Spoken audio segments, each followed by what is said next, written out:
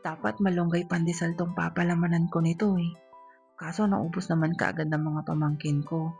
Sabi tikim lang daw, pero yun nalimas. Di pa nga nabibidyohan. Anyways, ganito ko siya niluto. Pinainit ko lang itong kawali, tsaka ako nilagay itong langka. Nahimay na yan.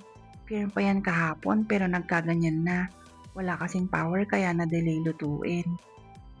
Hinalo ko lang yan saglit, tsaka ako nilagay itong 1/4 kilo na white sugar.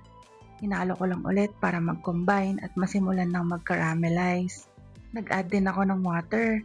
Isang baso lang nilagay ko pero pwede naman yan dagdagan. Depende sa lapot na gusto na magluluto.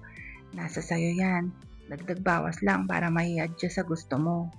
Papakuluan mo lang yan siya saglit. Pagkakulo at mag-start na talagang mag-caramelize ng asukal, hahalu-haluin na yan palagi para pantay-pantay ang pagkakaluto.